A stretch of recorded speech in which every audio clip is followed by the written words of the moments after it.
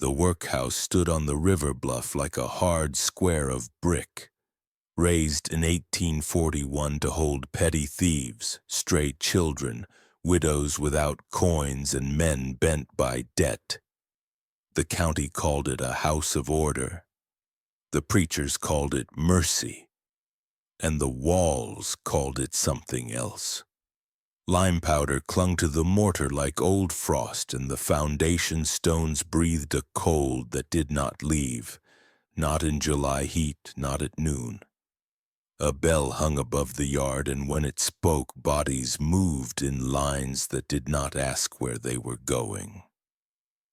Keys tapped at the warder's hip, and a leather book rode under the clerk's arm, each name drawn in tight letters with a neat space beside it for notes. The notes were short, and they were a kind of weather: idle, insolent, sick, improved.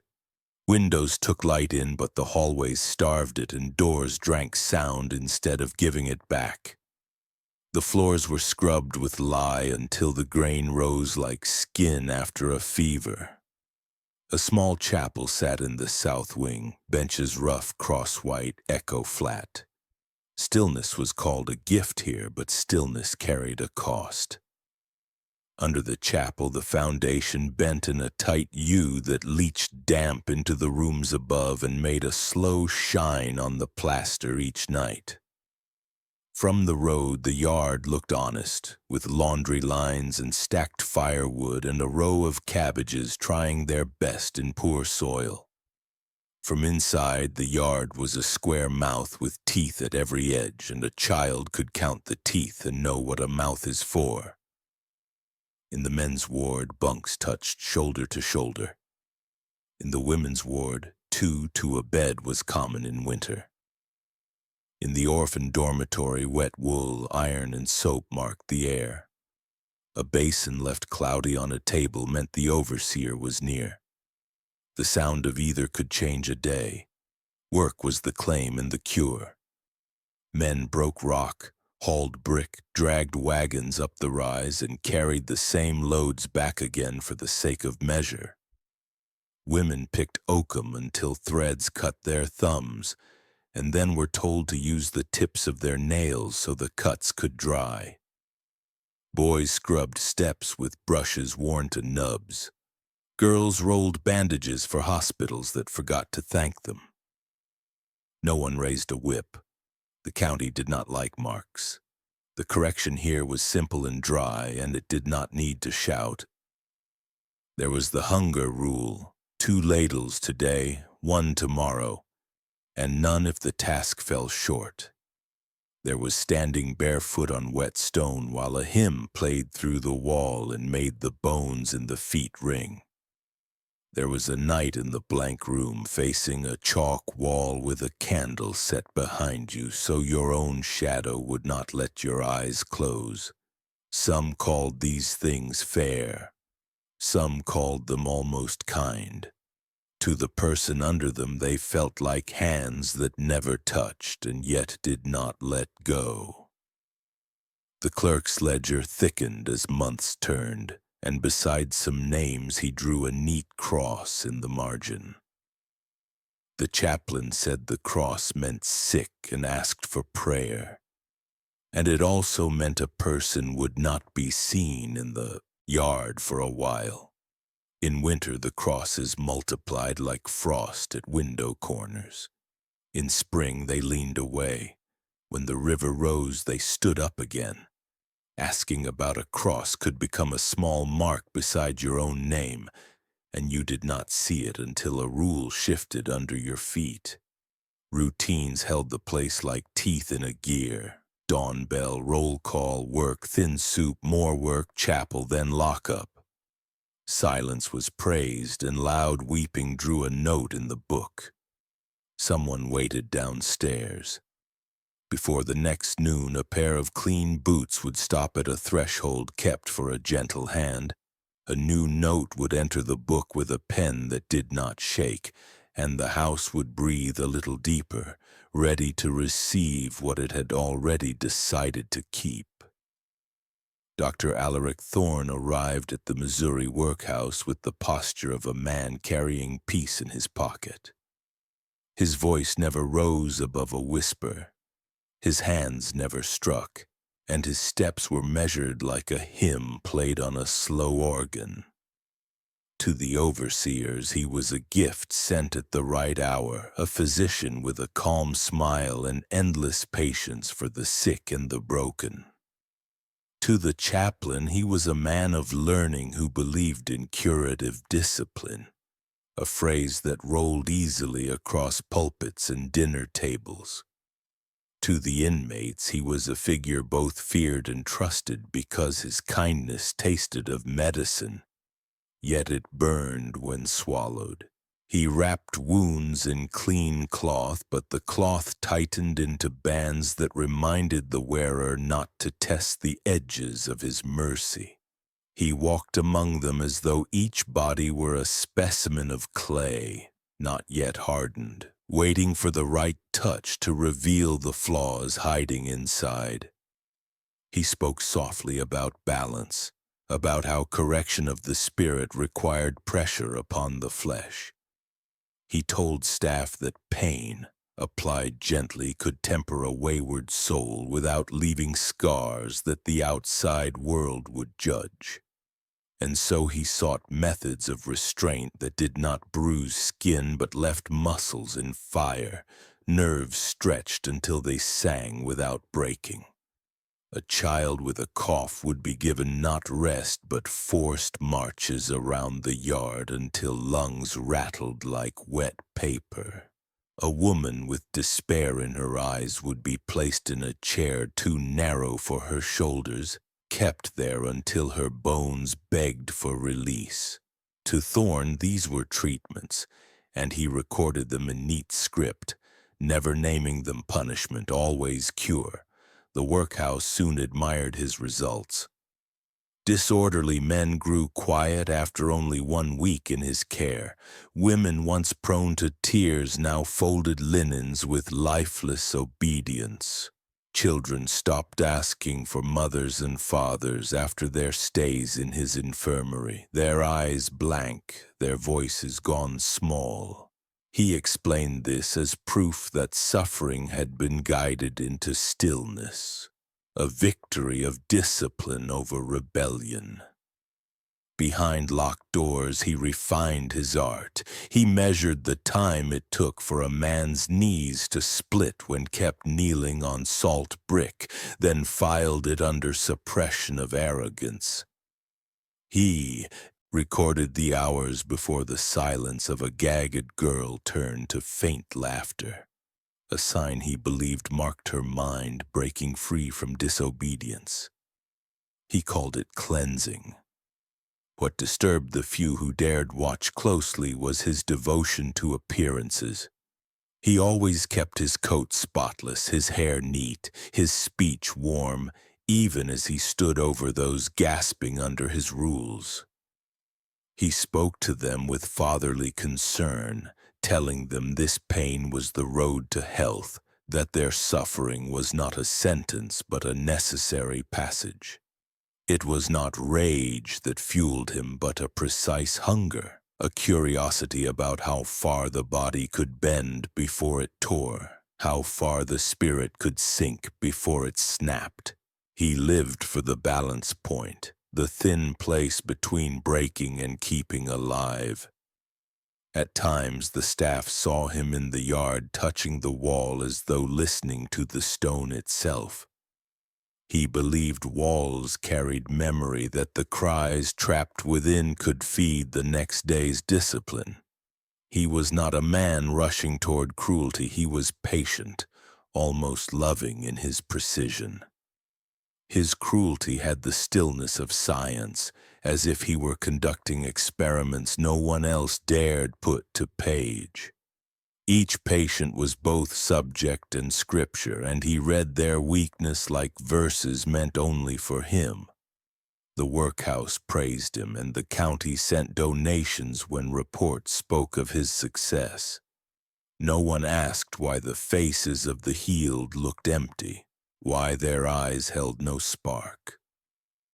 They admired the absence of scars, the way bodies bore no evidence of violence. Thorne had found his art in making the invisible wound, the kind that never healed because it could not be seen. Behind every patient restored to obedience was a hollow he had carved out piece by piece, without ever drawing blood. In the hush of night, when the wards were locked and the bells silent, he walked the halls with lantern light. He paused at each door as if savoring the silence he had crafted, a silence he believed more powerful than prayer. To him, the true work of healing was not to mend, but to erase. Erase desire, erase rebellion, erase the memory of freedom. And so he continued, admired as gentle, feared as unseen, sharpening his hand not into a weapon of steel, but into a blade hidden beneath kindness, cutting deeper than any wound the eye could follow. It began with silence, the kind of silence that does not settle but lingers like a stain. The workhouse had always known absence. Men moved to other prisons, women married off, children claimed by distant kin. But the first vanishing was different. Martha Gell, 12 years old, pale and frail from a winter cough, was sent to Dr. Thorne's infirmary one gray morning. She walked into his ward with her thin blanket folded over her arm and did not return. Her name was crossed from the roster 2 days later, the ink neat and deliberate, as though her existence had been a clerical error corrected by steady hands. The ledger no longer carried her age, her illness, or even her arrival date. Where there had been a child, there was now an emptiness written in clean margins. The others noticed, though no one dared say it aloud at first. Some whispered that Martha had been transferred, a word Thorne repeated with calm assurance, claiming that weak children were sent to farms where the air was kinder. But the older boys in the orphan ward swore they had heard muffled cries from the lower halls that night, a sound too small and too broken to belong to anything but her. The sound ended suddenly like a candle blown from inside. When the bell rang the next dawn, Martha's bed was already stripped, her belongings gone, as if she had never slept there at all. The children learned quickly not to ask. Soon it was not only Martha. A man jailed for stealing bread failed to return from treatment after complaining of chest pains. A woman said to be hysterical vanished from her work in the laundry, her name marked down as released. No witnesses, no bodies, only the sharp precision of vanished ink. The staff told themselves it was a matter of procedure, that transfers were common, that the doctor's word was more reliable than memory. Yet the air grew thick with unease and the walls seemed to lean closer, listening. Thorne himself gave the vanishings a name. In his calm voice he called it therapeutic absence, a practice he claimed was rooted in the philosophy of removal. He explained that certain patients needed to be extracted from the common wards, placed in hidden rooms below ground where silence could treat them better than medicine. He insisted it was a curative step, not punishment, that the absence was itself the medicine. No one could prove otherwise, for those taken to the underground never returned in daylight. The overseers nodded, reassured by his steady tone, and told themselves the method was progressive, even merciful. But in the lower cells a different truth grew. Behind heavy doors the air did not move. The walls sweated cold water that made the stones slick, and the ceilings hung low so that even children felt crushed under them. Here, patients sat alone for days, perhaps weeks, in silence thick enough to make the mind unravel. Food was delivered in wooden bowls that carried the taste of iron, water in cups that smelled faintly of lime. Each prisoner felt themselves reduced to a shadow, forgotten not just by others but by themselves. In these cells time did not pass, it folded and suffocated. The first who returned from absence was not the same. A man brought back after a fortnight in the dark walked with stiff, broken movements, his eyes wide as though still pressed against black stone. He spoke no words, and when others tried to question him, he simply turned his face to the wall. Within days, he collapsed in the yard and was carried away, never seen again. The silence of his return was worse than death, for it confirmed that absence was not a cure but a slow erosion of spirit. More vanishings followed. A boy who once laughed too loud, a woman who hummed to herself while working, an old man who muttered prayers at night, each taken, each erased with the same calm efficiency.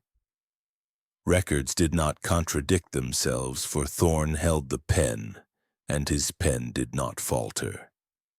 He convinced the staff that the underground was a kind of mercy, a sacred withdrawal from temptation and disorder.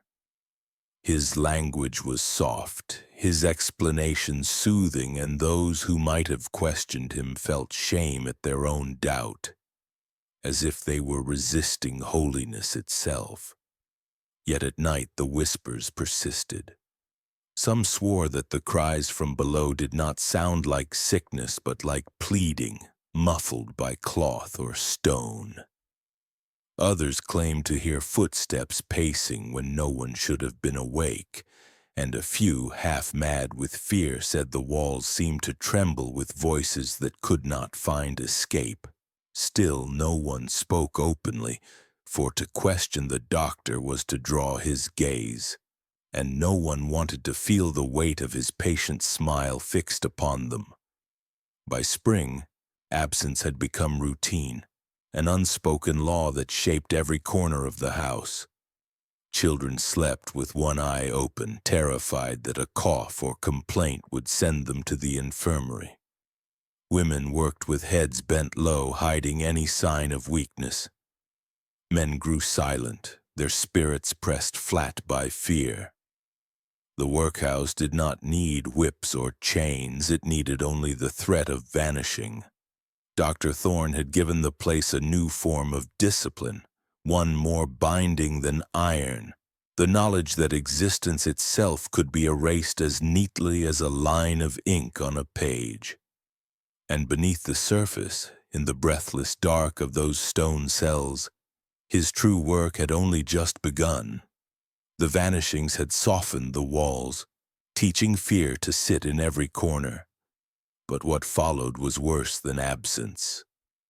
Dr. Alaric Thorne began to dress his cruelty in ritual, turning punishment into ceremony, discipline into performance.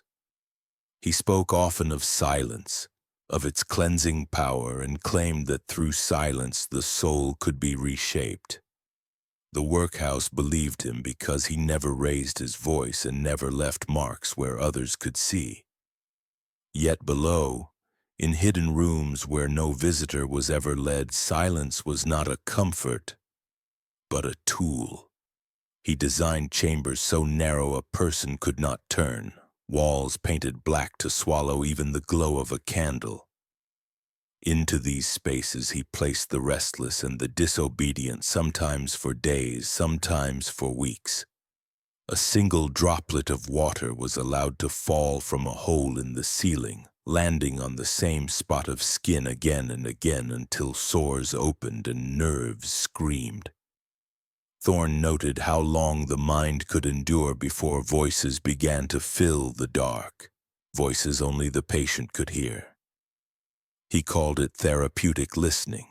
Food became another instrument.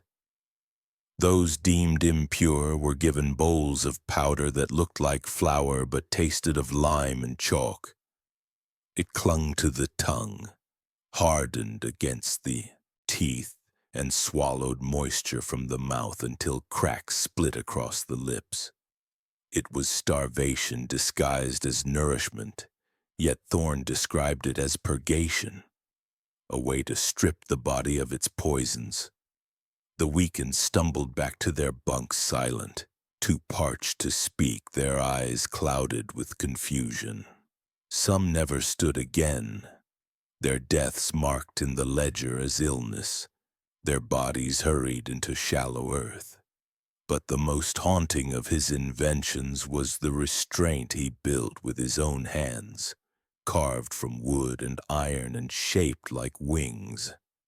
He forced the guilty into these devices, pinning their arms wide, their torsos twisted upward as though in prayer.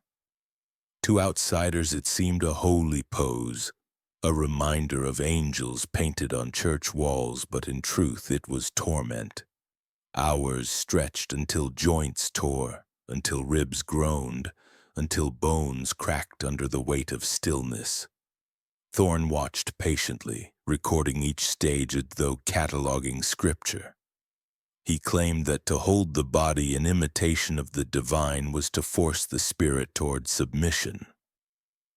Those who endured were released hollow, their faith broken not by loss of belief but by the cruel parody of it. The survivors did not speak easily. A boy once loud and eager now sat in corners biting his own hands until they bled. A woman who had sung hymns in the chapel never sang again, her voice reduced to a rasp from nights of gagged silence. They carried no bruises, no obvious wounds, and so Thorne was praised for his gentle care.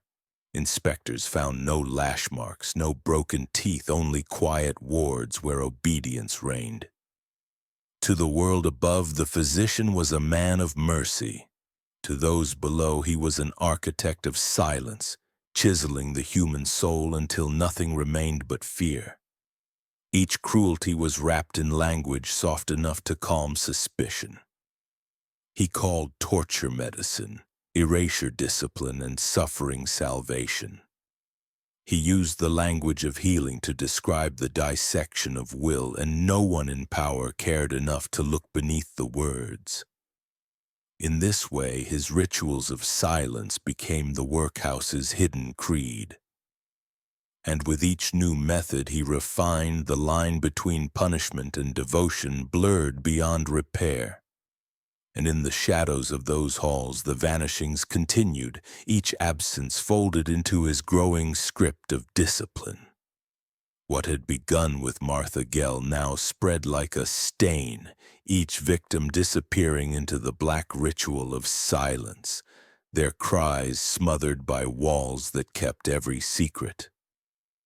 The workhouse seemed calm, almost holy in its order, but under that calm a new truth settled. This was no place of mercy. It was a house of ritual, and silence was the altar upon which lives would continue to be sacrificed. Beneath the Missouri workhouse, where the air turned heavy and the light never reached, the true heart of Dr. Alaric Thorne's practice revealed itself. The tunnels had once been root cellars cut from stone to hold food through the winters, but Thorne saw in their damp walls a sanctuary for experiments that could not endure scrutiny. Here the smell of rot mingled with lime, here chains rusted without ever clinking, and here silence was more binding than any iron. He called it his private ward, though in truth it was a chapel to his own fixation, a place where he could strip away voice, body, and will until nothing remained but submission. His new obsession was simple in its cruelty: to learn how to extract screams without allowing sound. He could not bear that agony should carry into the upper halls where others might question the origin of such cries. So he crafted methods to smother the voice at its root.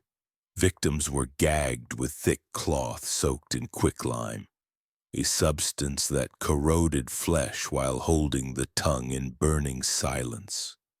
Those who tried to cry out found only raw pain spreading across their mouths, their words dissolving before they ever left their throats.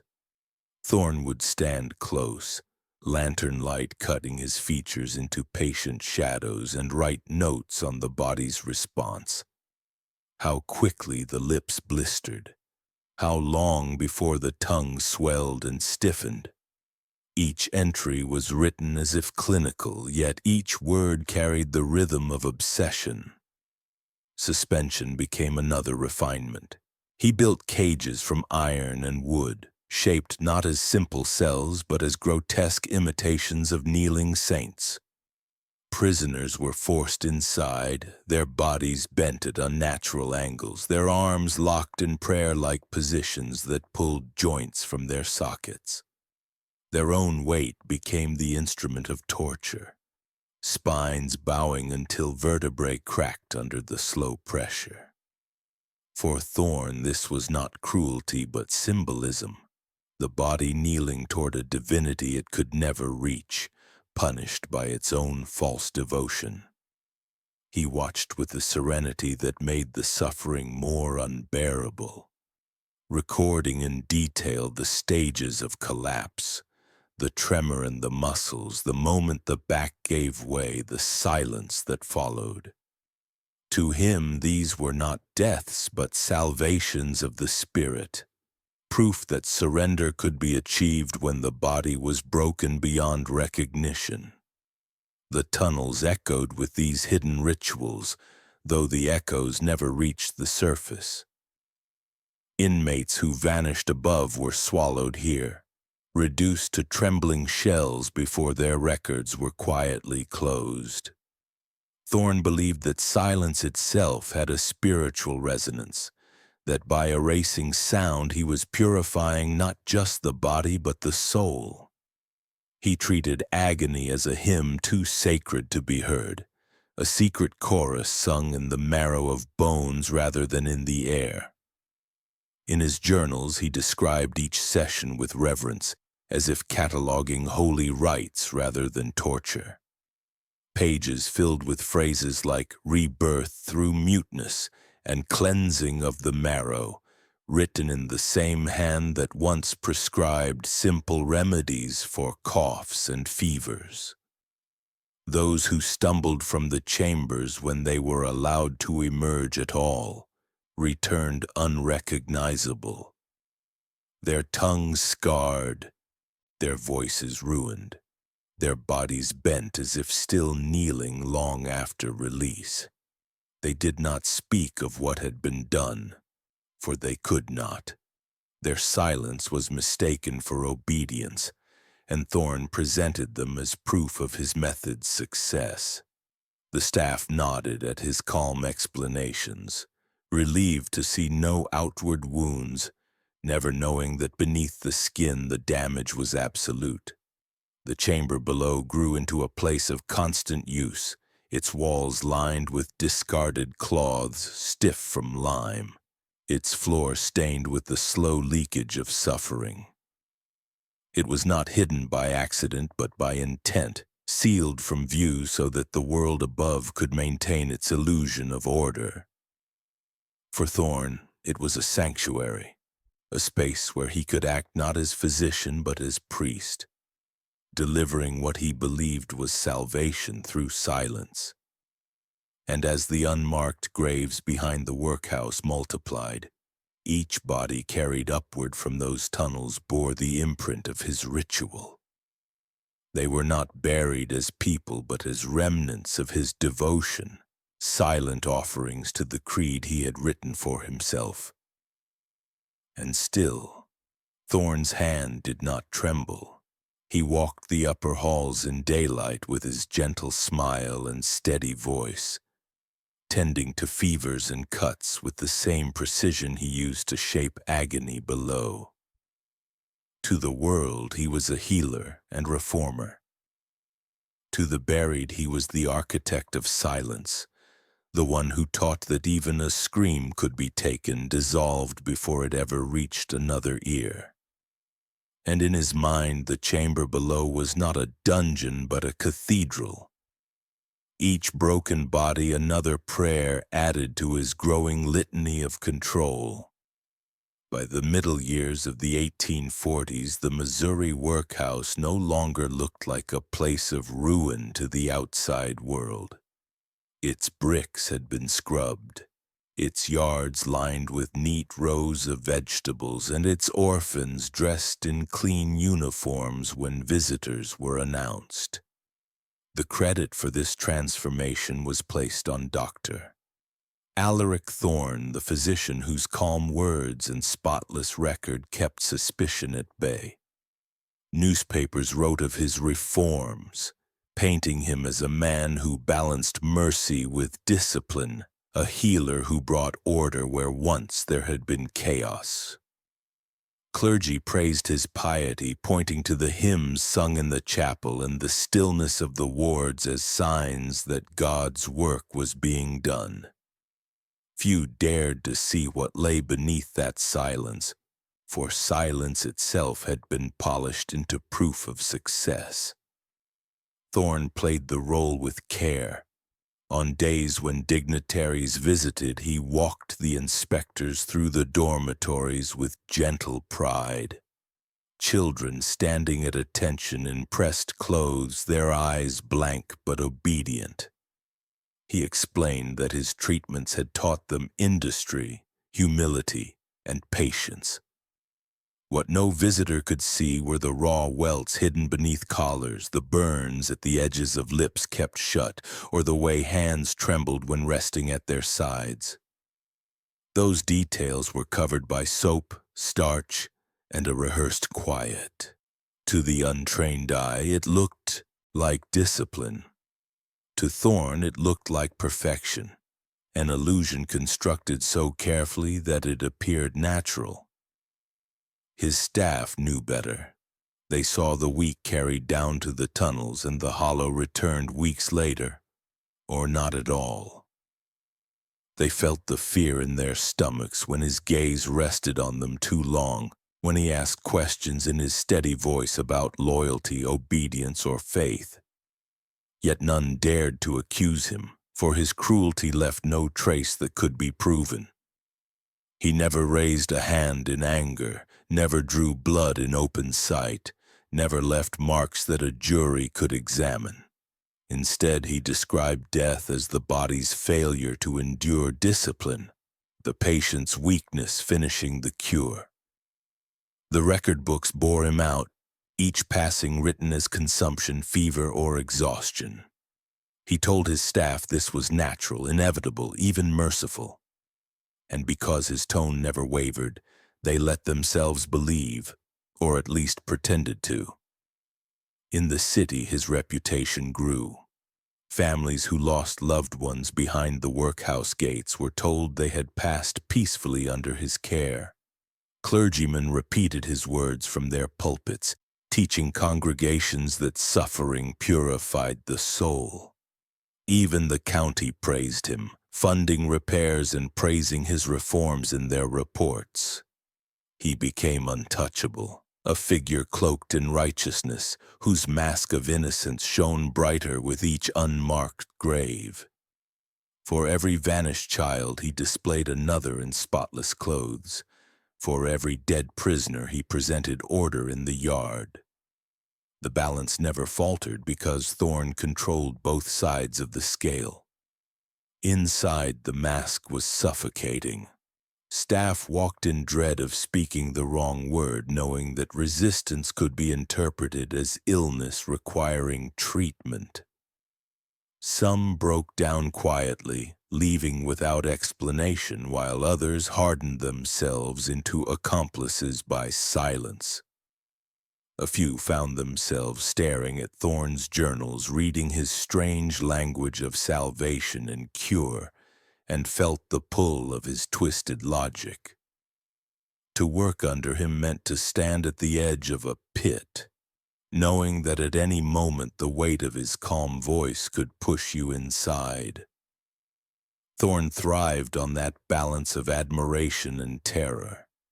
He polished his mask with every sermon, every inspection, every article printed in his name. He knew that power lay not only in what he did, but in what others refused to see. By convincing the world that he was merciful, he ensured that no one would ever search for the rot hidden beneath his mercy. The mask was not simply protection. It was the weapon itself, sharper than any chain or gag, because it forced others to betray themselves with silence. And so the workhouse stood in high regard, a model of reform on the outside, even as its walls swallowed more lives each season. The mask of innocence had become the true face of the institution, hiding behind order, piety, and discipline. Yet in the tunnels below, where screams dissolved into gagged silence and spines cracked under the weight of cages, the truth was carved deeper with every passing day. The world above looked on with praise, never realizing that the mercy they admired was only the outer layer of a rot too deep to name. By the end of the decade, the Missouri workhouse carried an invisible weight heavier than its stone walls. The ledger claimed that men and women had been released, that orphans had found new homes, that the sick had been transferred to farms for fresh air. But outside its gates, no one ever saw these souls again. Families waited for letters that never came. Neighbors watched the roads in vain, and the names of the vanished became rumors spoken in kitchens and markets, never in court. Dr. Thorne's handwriting had smoothed them out of existence, each neat signature erasing a body, each line of ink more permanent than any grave marker. Behind the northern wall of the workhouse, where weeds grew thick and the ground dipped toward the river, the truth gathered. Shallow pits were dug hurriedly, each filled with lime to dissolve what flesh remained. The soil shifted with every storm, and when the rains came hard, bones would rise like forgotten relics, pale fragments pressing against the surface.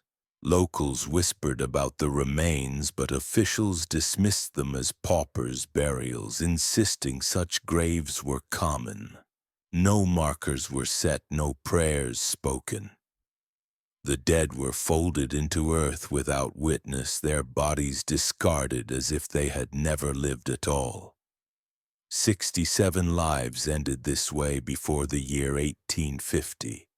Some were children too small to lift the shovels they had once been forced to hold. Some were women who had wept in the laundry until their voices broke. Some were men whose backs had snapped under false mercy. They lay together without distinction, stripped of names, stripped of stories, sealed under quicklime as though even memory could be burned away. The number grew like a hidden tally, each pit another verse in a scripture of silence that only the survivors dared recite. Inside the walls, fear became ritual. Those who endured whispered the names of the vanished at night, soft as prayer. A roll call for the dead that no official would ever acknowledge. They spoke to them as though each name was a shield, as though remembering kept them from being swallowed next. The list became longer than the living could carry, a chain of syllables heavy enough to drag hope into the ground. Still they whispered, because silence was more dangerous than words in the dark. And yet speaking aloud in daylight could mean vanishing yourself. Thorne never dirtied his hands with the shovel. He only watched as others lowered the bodies, his gaze calm, his notes careful. He called the graves necessary closures, an end to what he described as incurable weakness. In his journals, he framed the deaths as salvations, lives purified through his discipline and then returned to the earth. To him, they were not failures, but confirmations that his methods had completed their work. He believed he had transformed their suffering into something holy, their bones into relics of obedience. And so he did not see graves, he saw offerings. The staff who remained learned to look away. Some convinced themselves that the dead had truly been transferred, that the bones washed up by rain belonged to strangers. Others knew the truth and chose silence, for silence kept them alive. Every worker understood that suspicion drew Thorne's eye, and his eye was the first step toward the cellar below. Their complicity became another unmarked grave, a burial of conscience alongside the burial of flesh. The townspeople, too, let the rot stand. They noticed the hollow-eyed children paraded in uniforms for the paper sketches, the way names disappeared from family records, the way the ground behind the wall sank each year. But they told themselves it was charity, that the poor always died in greater numbers, that Thorne's discipline was mercy by another name. To question him would have been to admit that they had trusted evil, and so they closed their mouths and turned their eyes. By 1850, the count of 67 lay hidden in the soil, but the true number was larger, for it included the broken who still walked the halls, their spirits already buried, though their hearts continued to beat. The graves were not only behind the wall, they were inside the workhouse itself, in the silence of children who no longer cried, in the bowed heads of men too frightened to speak, in the women who moved like shadows between rooms. Thorne had built a cemetery that wore the mask of an institution, and the living became tombstones for the dead, carrying their absence in every hollow glance. And yet the ground did not stay quiet. The lime could not keep the bones down forever, and the rain unearthed what officials tried to deny. Fragments of jaw, ribs curved like broken handles, tiny finger bones that washed toward the river. Each storm threatened to reveal the truth, but each time the story was buried again with words like pauper, natural, and inevitable. The earth spoke, and men chose not to listen. The survivors understood better. They walked past the wall with their eyes lowered, feeling the weight of the buried pressing through the soil. They knew that the graves were not empty holes but warnings, reminders that their own names might soon be whispered into the night roll call. In their silence lay both terror and defiance, the only resistance possible against a man who had turned mercy into a mask and graves into scripture. And as more names slipped from the ledger into the earth, the shadow of 67 grew darker, stretching further than the wall could contain. By the late 1840s, the Missouri workhouse began to buckle under its own weight. Too many bodies crammed into too few rooms, too many mouths fed with too little food, too many secrets layered on top of one another until the walls themselves seemed to sweat with rot. Disease crept through the corridors, first as coughs, then as fevers, then as deaths too frequent to hide in the ledger. The smell of sickness could not be scrubbed away, and when it spread beyond the walls to the neighboring streets, officials were forced to look inward. What had been whispered for years could no longer be silenced. The house that had claimed to purify was now spilling filth into the city. An inspection was ordered. At first it seemed routine. Men in dark coats walking the wards, noting the crowded bunks and pale faces, writing remarks about poor ventilation and inadequate supplies. But the surface could not contain the truth for long. Survivors, weak and shaking, dared to speak when asked why so many had vanished from the records. Their words were halting, half choked by fear. but the fragments were enough to lead the inspectors lower, past the infirmary, past the locked doors that staff avoided, into the stone tunnels below. What they found there could not be explained away by poverty or neglect. The air in the cellar was thick with lime and old smoke. Rusted cages lined the walls, their iron bars bent inward by the weight of bodies once forced inside. Wooden frames shaped like wings leaned against damp stone, splintered from years of use, their straps stiff with sweat and blood. The inspectors moved cautiously, their lantern light catching on shapes that looked like shadows until closer eyes revealed them as restraints, each designed to hold a body in prayer-like torment.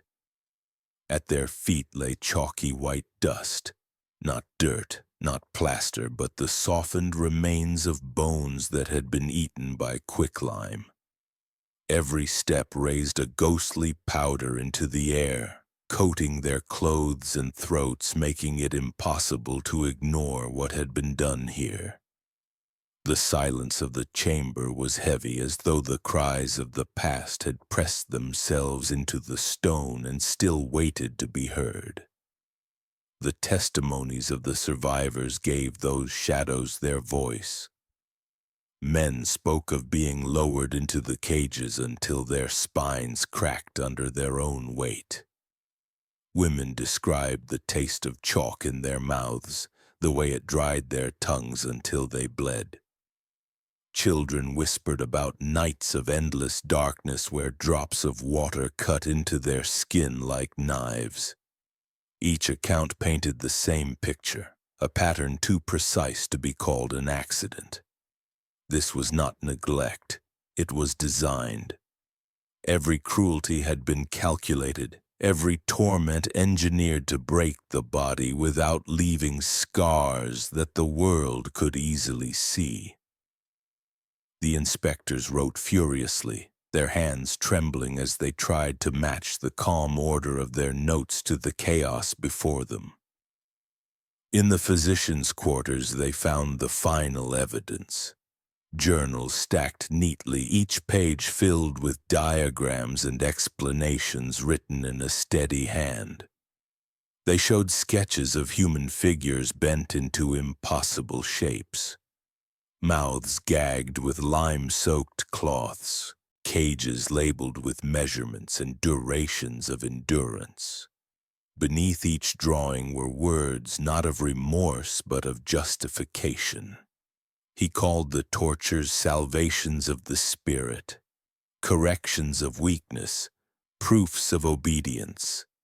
The journals read like scripture written in the language of cruelty, and the inspectors understood at once that these were not the records of a madman, but of a man who believed himself righteous.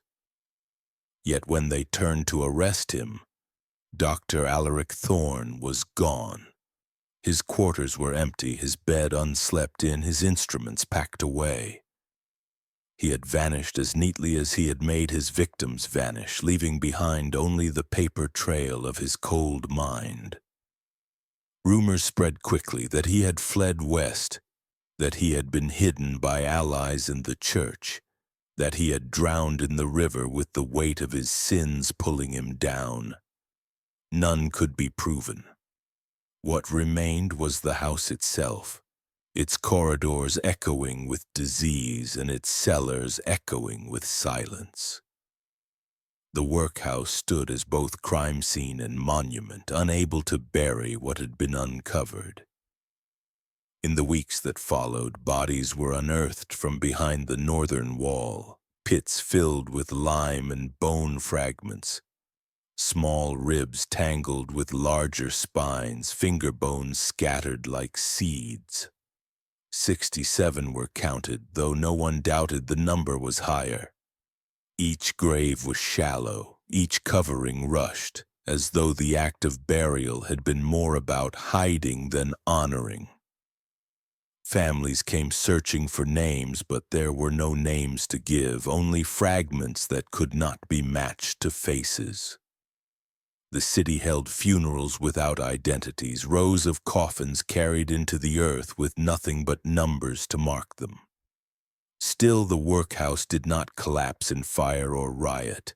It decayed quietly, its halls abandoned as new buildings rose elsewhere, its reputation softened by time until only a plaque remained to remind passers-by of what once stood.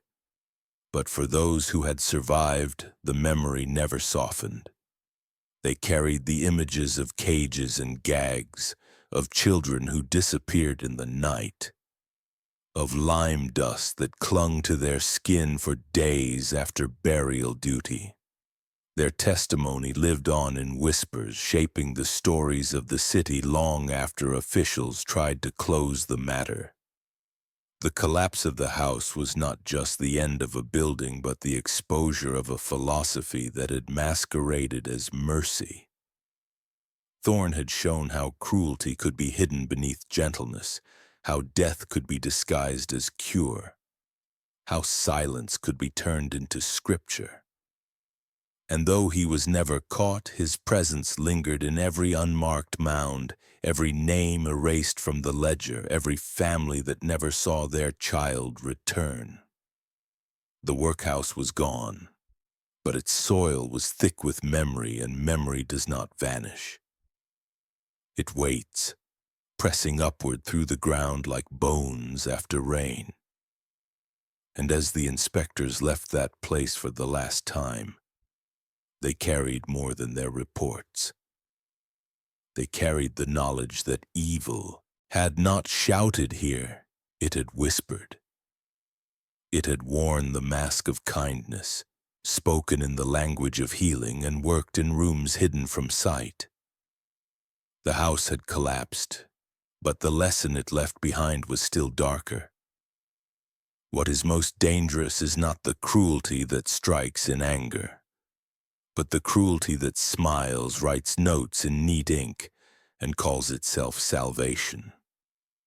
When the Missouri workhouse finally fell silent, it did not collapse in flames or riot, but in the slow rot of time. Its walls were emptied, its halls shuttered, its name spoken less and less until it became only a shadow in the city's memory. Yet beneath the earth the truth lingered, sealed not by justice but by neglect. The unmarked pits behind the wall remained, holding what the ledgers had erased, and no one came to claim the forgotten. Families had long given up hope, believing their children, husbands, or wives had simply disappeared into poverty or prison. The silence around their loss grew heavier than grief, for silence allowed the story to fade without answer. By 1907, nearly 60 years after Dr. Thorne vanished into the fog of history, construction workers digging foundations near the old site struck bone. At first they thought the animal remained, but when ribs surfaced in rows, when a child's skull rolled from the soil, the truth forced itself upward. Workers stopped their shovels, some sickened, others whispering that they had disturbed a graveyard never marked on any map. Lime clung to the remains, crusted into powder that burned their skin when touched. Dozens of skeletons emerged from the shallow earth, piled without care, their positions twisted in ways that spoke of agony rather than peace. The city took notice for a brief moment. Newspapers printed a few columns describing paupers' graves, dismissing the discovery as a relic of old burial customs. No families stepped forward to claim the dead, for there were no names attached, only bones too long in the ground to be identified. Generations had passed, and with them the memory of those taken. The silence had succeeded. What remained were not people but numbers, the count of 67 that scholars repeated without faces to humanize it. Without names, grief could not take root. Without grief, outrage did not grow. A small plaque was eventually placed near the site. It bore no list of victims, only a line noting that the workhouse once stood there and that many who entered had never returned. Passers-by rarely stopped to read it. Children walked past on their way to school without ever learning the story.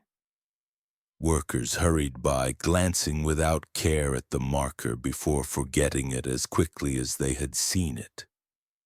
The plaque stood as a formality, not a remembrance. The graves beneath remained undisturbed, their silence more powerful than any inscription. But memory is not erased so easily. For those who survived, or for the descendants who inherited their whispers, the story continued to burn.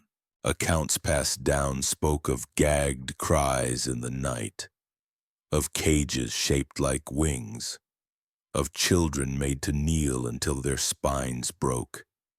These memories, though fragile, held more weight than the plaque, because they carried not just the facts but the terror of living under Thorn's hand. They told how evil had moved calmly, dressed in the mask of mercy, how it had never shouted but always whispered, persuading the world to look away. The legacy of the workhouse became less about the building itself and more about what it revealed. It showed how institutions could hide cruelty behind order, how discipline could be twisted into ritual, how silence could become the most effective weapon of all. Thorne's journals, preserved in fragments, revealed a man who never saw himself as a murderer but as a savior, convinced that his cruelty was purification. His words carried no regret, only justification, proof that the most frightening evil is not chaos, but the calm conviction of righteousness. Even in its demolition, the workhouse did not free the city from its shadow. The soil beneath still held bones, and the silence above still allowed people to pass without question. The story faded into history books, a paragraph here, a note there, softened until it seemed distant, unreal, almost myth. Yet the truth remained in the ground, waiting for anyone willing to dig deep enough to confront it. And so the tale ends not with closure but with reflection. Evil had thrived in plain sight, protected by the mask of innocence, strengthened by silence that stretched across decades. It showed how easily society can be fooled when cruelty is framed as care, when discipline wears the robes of mercy. The question that lingers is not only about what happened there, but about what could happen again. What safeguards truly protect the powerless when those in power speak softly and carry no visible chains? How many places today hide their own chambers of silence, their own graves without names, standing unnoticed because we choose not to look? The workhouse is gone, its walls reduced to dust, its plaque ignored by those who walk past. But the memory burns still, not in the stone, not in the soil, but in the warning it leaves behind. The warning that silence is never empty, that innocence can be a mask, and that evil often waits not in shadows but in daylight, smiling, patient, and unseen. And the final question falls to us. What do you think? Could a place like this rise again, hidden in plain sight while the world chooses to look away?